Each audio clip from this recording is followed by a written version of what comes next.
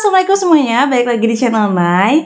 Hari ini sesuai judulnya, Nay akan menceritakan mengenai kecelakaan pesawat paling mengerikan di seluruh dunia. Dan langsung aja, mari kita mulai. Seperti biasa, video ini bertujuan untuk mengedukasi, bukan menginspirasi. Jadi diharapkan kebijakan penonton sekalian ya. Jadi langsung aja, mari kita mulai. Oke, yang pertama adalah tragedi kecelakaan pesawat di Bandara Tenerife. Ini terjadi di tahun 1977. Jadi kecelakaan yang pertama ini justru terjadi bukan di udara, melainkan ketika mereka sedang di darat. Pada tahun 1977, dua pesawat Boeing 747 bertabrakan di tengah landasan pacu di Pulau Tenerife. Dan kejadian ini menewaskan 583 orang. Seharusnya tidak ada pesawat yang berada di bandara ini, tapi akibat sebuah insiden terorisme di Bandar Udara Gran Canaria, akhirnya beberapa penerbangan yang diharuskan mendarat di bandara tersebut dialihkan ke Bandara Los Rodeos di Canary Island. Dan katanya juga bandara ini tuh dianggap sebagai bandara yang gak disukai oleh pilot-pilot ya, karena masalah cuacanya itu. Di hari kejadian pada 27 Maret 1977, penerbangan KLM dengan nomor 4805 bertabrakan dengan penerbangan Pan Am nomor 1736 di Bandar Udara Los Rodeos atau sekarang dikenal dengan Bandar Udara Tenerife Utara. Berdasarkan hasil penyelidikan, kabut tebal, masalah pemancara dan juga miskomunikasi antar pilot menyebabkan kecelakaan ini. Pilot KLM yang berasal dari Belanda tidak memahami dengan baik kode yang telah diberikan oleh pengendali penerbangan. Oleh karena itu, pesawat KLM 4805 lepas landas tanpa izin. Sementara pesawat Pan Am 1736 masih berada di landasan. Dan saat itu pesawat Pan Am sedang berada di jalur yang salah. Kayaknya dia berada di jalur KLM karena dia tidak bisa membaca rambu dengan baik dalam keadaan berkabut. Jadi istilahnya si pesawat Pan Am ini belum berada pada posisi yang aman, sedangkan si KLM sudah masuk ke landasan. Beberapa kesalahan ini menghasilkan efek domino sehingga pesawat KLM 4805 menghantam sisi Pan Am 1736 dan kedua pesawat meledak menjadi bola api yang besar. Kejadian ini menewaskan semua penumpang dan awak di pesawat KLM dan 336 orang dari 300 penumpang di pesawat Pan Am. Tragis sih menurut aku. Next, berikutnya adalah tragedi Japan Airlines dengan nomor penerbangan 123 yang terjadi pada tahun 1985.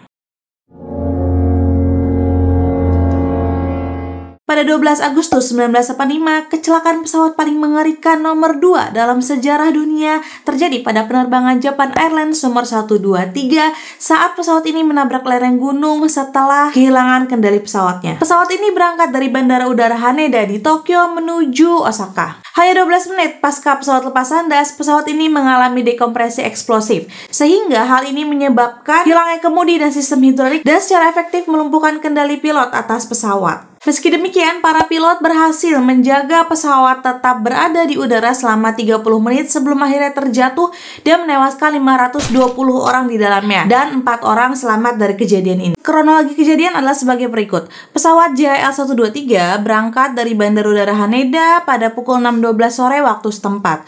12 menit setelah lepas landas, pesawat mulai memasuki ketinggian jelajah di Teluk Sagami. Lalu bagian penyekat buritan belakang pecah sehingga menyebabkan ledakan dekompresi dan merobek ekor pesawat. Terlepasnya bagian ekor pesawat ini merusak sistem hidraulis dan ini menyebabkan pesawat melayang-layang tak terkendali selama 30 menit sebelum akhirnya jatuh menabrak gunung. Dan dalam masa-masa ini banyak korban yang menulis surat perpisahan untuk kerabatnya mereka. Sebenarnya pilot mencoba mencari tempat pendaratan darurat. Mereka berencana untuk kembali ke Bandar Udara Haneda di mana mereka lepas landas, dan ketika pesawat semakin tidak terkendali, pilot mencoba mendarat di Pangkalan Angkatan Udara Amerika Serikat di Yokota. Namun semua usaha itu sia-sia. Pada pukul 6.56 waktu setempat, pesawat hilang kontak dengan radar. Pesawat tersebut menabrak punggung gunung dan menabrak gunung yang kedua sehingga dia terbalik dan jatuh menghantam tanah dengan posisi punggung pesawat lebih dulu. Menurut penyelidikan, ekor pesawat JHL 123 pernah tersenggol saat melakukan pendaratan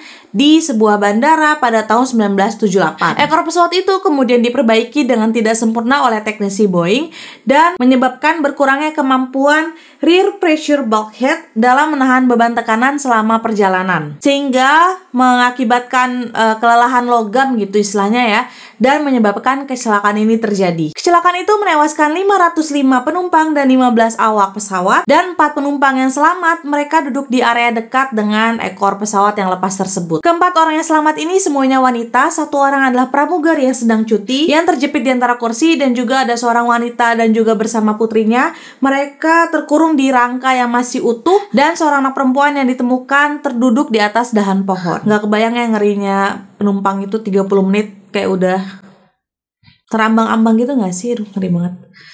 Next, selanjutnya ada Saudi Flight dengan nomor penerbangan 763 dan juga Kazakhstan Airlines dengan nomor penerbangan 349.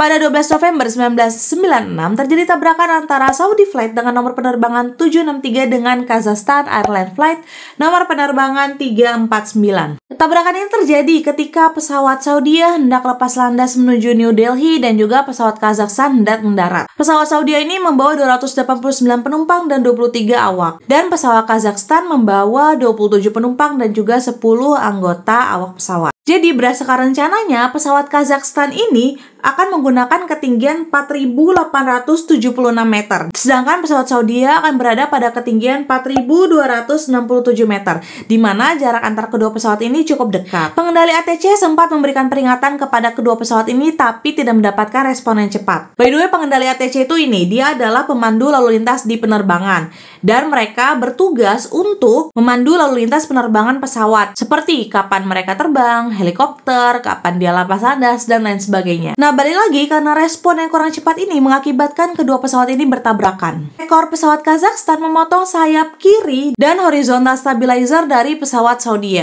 dan mengakibatkan pesawat Boeing 747 milik Saudi Arabian Airlines ini meluncur ke arah tanah dan disertai dengan percikan api di sayap pesawatnya. Sementara pesawat Kazakhstan juga kehilangan kendali dan jatuh pada sebuah ladang. Para penyidik mengatakan bahwa kemungkinan penggunaan bahasa yang menyebabkan kecelakaan ini. Jadi kru pesawat Kazakhstan ini mereka berasal dari Uni Soviet, dan mereka sebenarnya bisa berbahasa Inggris tapi emang tidak lancar untuk percakapan sehari-hari. Dan ditambah juga dengan tidak adanya radar pengawasan sekunder di Bandara Internasional Indira Gandhi dan di jalur penerbangan menyeberang, sehingga para pilot tidak dapat menghindari tabrakan ini.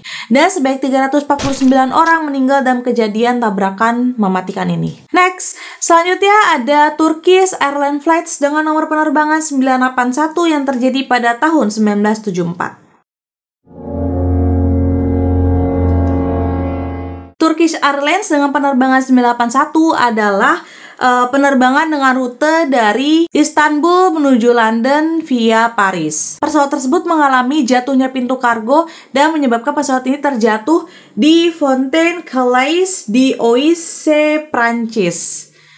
Nggak tahu nyebutnya benar apa enggak deh. Dan kecelakaan tersebut menewaskan seluruh penumpang dan awak kapalnya yang berjumlah 346 orang. Dan berikut adalah kronologi kejadiannya. Jadi pesawat Turkish Airlines dengan flight 981 berangkat dari bandara Yezilköy International Airport di Istanbul, Turki pada 3 Maret 1974. Dengan tujuan penerbangan adalah London Heathrow Airport dan pemberhentian di Orly Airport di Paris.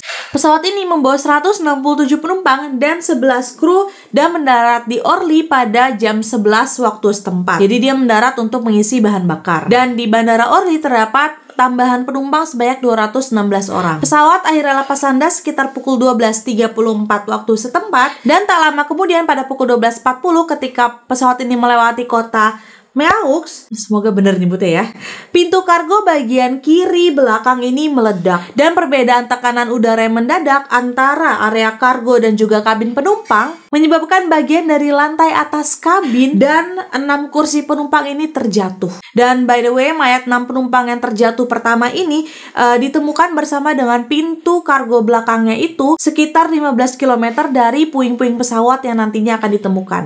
Dan ketika pintu kargo tadi meledak, kabel kontrol yang berada di bawah bagian lantai mengalami kerusakan. Dan ini menyebabkan pilot kehilangan kemampuan untuk mengendalikan pesawat. Dan pesawat pun akhirnya terjun bebas dengan kemiringan kemiringan 20 derajat dengan keadaan hidung pesawat yang mengarah ke bawah.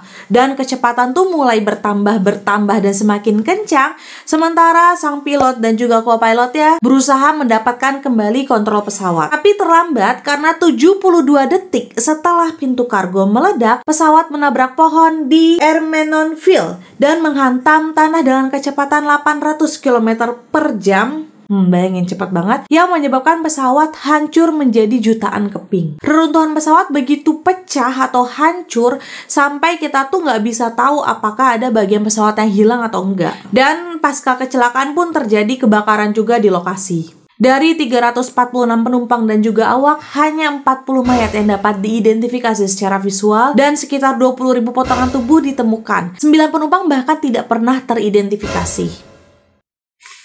Udah ngeri banget, parah. Itu kayak hitungan detik aja udah langsung. Next, selanjutnya ada kecelakaan pesawat Air India dengan nomor penerbangan 182 yang terjadi pada tahun 1985.